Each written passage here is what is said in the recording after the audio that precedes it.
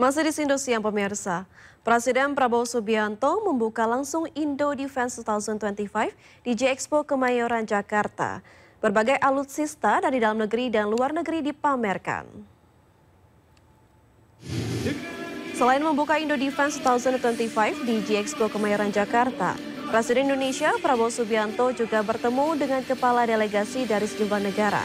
Indo Defense 2025 diikuti 55 negara serta 1.180 industri pertahanan, baik dari dalam maupun mancanegara, salah satunya Amerika Serikat dan Turki. Pameran alutsista bukan hanya sebagai bisnis pertahanan, tapi juga menjadi kontribusi Indonesia terhadap perdamaian dunia. Indo Defense 2025 yang digelar pada 11 hingga 14 Juni 2025 terbuka untuk publik pada hari keempat, sehingga memberikan kesempatan bagi masyarakat untuk melihat perkembangan alutsista terkini.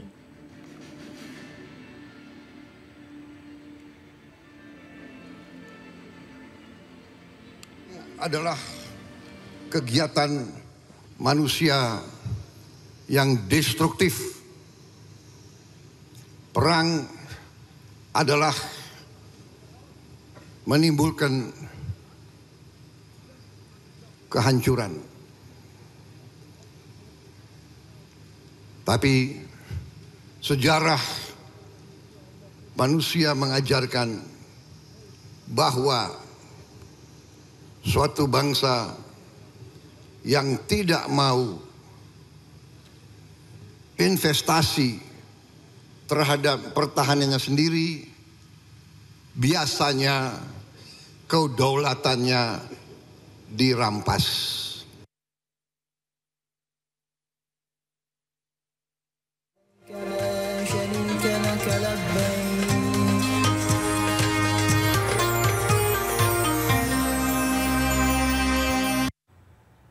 Direktur Jenderal Penyelenggaraan Haji dan Umroh atau PHU Kementerian Agama Hilman Latif buka suara terkait dugaan pungutan liar pada layanan safari wukuf lansia selama fase puncak ibadah haji 2025.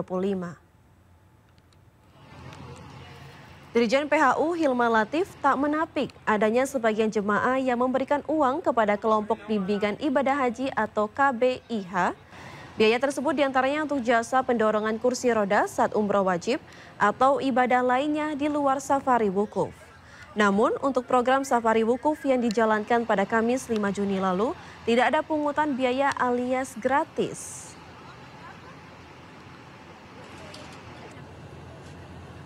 Adapun terkait dengan kabar-kabar yang beredar mengenai pungutan, kalau kami cermati itu sebetulnya hubungan antara jamaah dengan KBIH ataupun para pembimbingnya.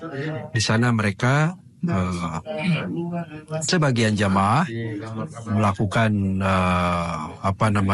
komunikasi dengan para pembimbingnya ataupun pimpinan KBIH ataupun organisasi yang kemudian dititipkan, ya.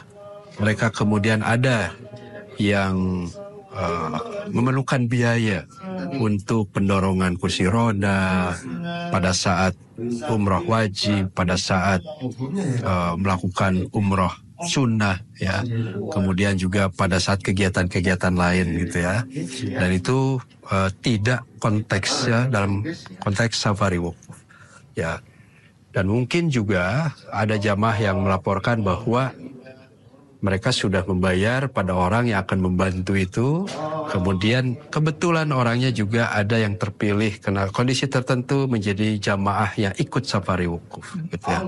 Tapi kalau kita cermati bahwa biaya yang diperlukan untuk kursi roda itu memang iya ada, terutama untuk kegiatan-kegiatan di haram lebih banyak di situ.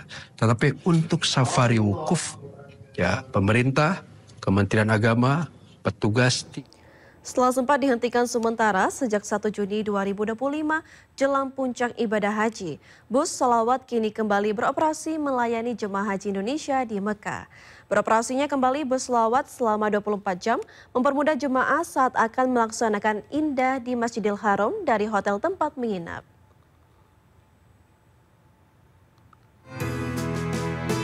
Bus sholawat yang sempat dihentikan operasionalnya pada 1 Juni lalu kini kembali melayani jemaah di Mekah, Arab Saudi.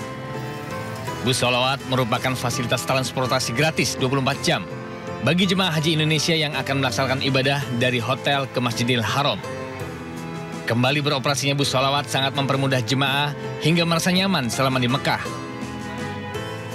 Pengoperasian kembali bus sholawat menjadi komitmen penyelenggara untuk memberikan kemudahan dan mendukung mobilitas jemaah dari hotel menuju Masjidil Haram. Bagi jemaah yang tinggal di wilayah hotel di luar ring 1 Masjidil Haram, diimbau memanfaatkan layanan ini dengan tertib sesuai jadwal dan ketentuan yang berlaku.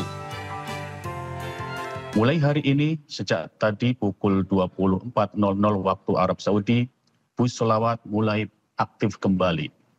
Bus sholawat ini menuju Masjidil Haram dan kembali ke hotel dilakukan atau dilaksanakan oleh jemaah 24 jam. Oleh karena itu, manfaatkan fasilitas bus sholawat ini sebagai tempat media untuk beribadah di Masjidil Haram. Demi keselamatan dan kenyamanan bersama, petugas juga melakukan pemantauan dan koordinasi di lapangan agar layanan transportasi ini dapat berjalan dengan lancar dan tertib. Dari Mekah, Arab Saudi, Gigi Irfan, iNews melaporkan. Pemulangan jemaah haji Indonesia ke tanah air akan dimulai pada 11 Juni. Hari ini setelah menyelesaikan puncak prosesi ibadah di Arafah, Musdalifah, dan Mina. Kementerian Agama menghimbau agar jemaah menjaga kondisi fisik sehingga tetap prima jelang pemulangan.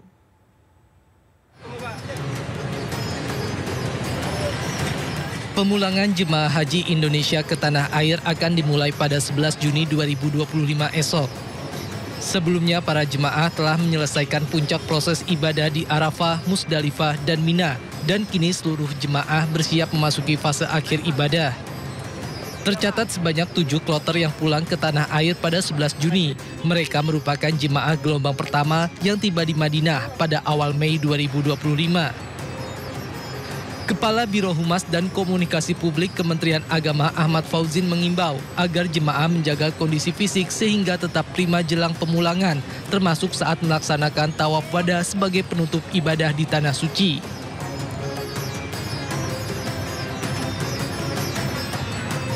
Jemaah diharapkan mempersiapkan diri dengan baik, termasuk menjaga kesehatan agar tetap fit hingga proses pemulangan selesai. Menjelang keberangkatan, seluruh jemaah melaksanakan tawaf wada sebagai penutup ibadah di Tanah Suci. Kami imbau agar pelaksanaan tawaf dilakukan dengan tenang, penuh kekhusyuan, serta memperhatikan kondisi fisik dan cuaca. Selain itu, layanan bus sholawat kembali beroperasi guna mendukung mobilitas jemaah dari hotel ke Masjidil Haram maupun sebaliknya. PPIH Arab Saudi bekerjasama dengan maskapai akan melakukan proses penimbangan barang bawaan secara bertahap. Diimbau agar jemaah tidak membawa barang yang dilarang. Pastikan barang berharga disimpan dengan aman serta koper diberi tanda pengenal yang jelas. Diharapkan jemaah dapat menjaga ketertiban dan kenyamanan di pemondokan. لبيك اللهم لبيك